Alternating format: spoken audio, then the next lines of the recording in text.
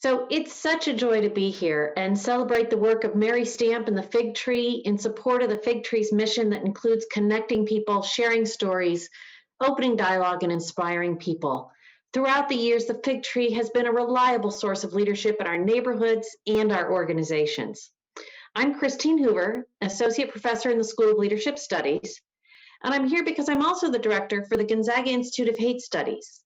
The Gonzaga Institute of Hate Studies was created because of hateful attacks on Black law students in 1995. Gonzaga is, of course, part of the greater American fabric where we are all struggling with racial, social, political, and environmental injustice. According to the most recent FBI report, 2019 had the highest number of hate crimes in the past decade. And as you may know, the director of the FBI has said that the top threat we face from domestic violent extremists stems from those who we identify as racially or ethnically motivated violent extremists. In the midst of these realities of January 6th of 2021, we must always center the human experience, the people who are harmed physically and emotionally by acts of hate. And some of these people are our neighbors, our coworkers, and our brothers and our sisters. Right? Nationally, in 2019, the majority of hate crimes were based on race, followed by religion and sexual orientation, and people from targeted social identities were harmed disproportionately. The Fig Tree has helped our community to understand what those realities mean at a local level by publishing over 400 stories over the long haul that invite the readers to events that inspire us to honor those who stand up to hate, and letting our communities know about speakers and events like the Good Neighbors Conference with Skylar Oberst, Andre Dove, Walter Kendricks, Phil Tyler, who spoke about gracism as God's interjecting to combat racism. Keeping people's stories centered, those human beings who've been targeted by hate are not seeking special rights. They're seeking the ability to live daily lives without fear of attack or harassment, and the right to leave or enter their homes safely, the right to use public streets or accommodations without being intimidated or assaulted. Not special rights, but rights we all believe are basic in our democratic system.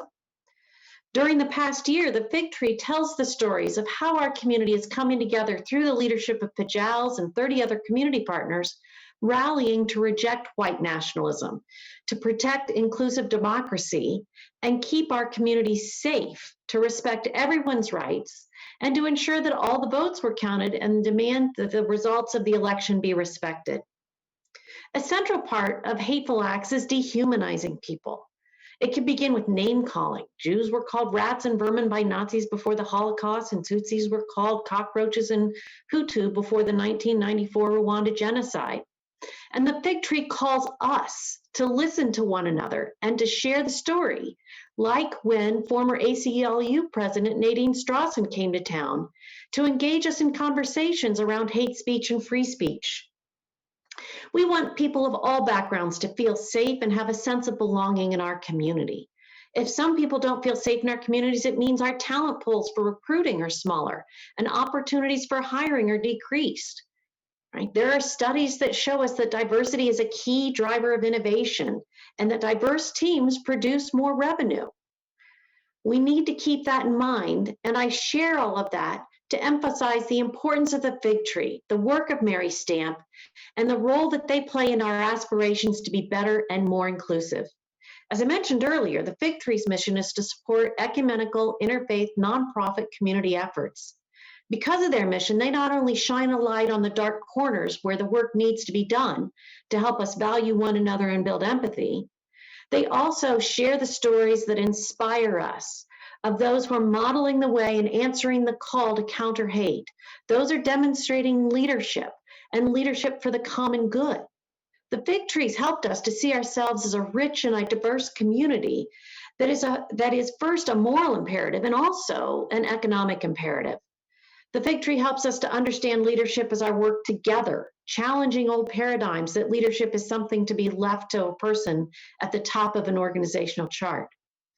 The Fig Tree recently published an article on a book chapter I co-authored with Jim Moore, and we deeply value the reach of the Fig Tree's readership to engage the community in a conversation about what leadership, and specifically transformative leadership, means for each and every one of us, whatever our role or our background, whether we're retail or healthcare, CEO or parent. Because of Mary's article, we can ask one another to reflect on our own agency and our own power. Do we see ourselves? Do we see our role in leadership? Leadership that influences others every day and everywhere. Right? This is our work, right? Observing where the diversity of people is and is not in our lives and exploring why.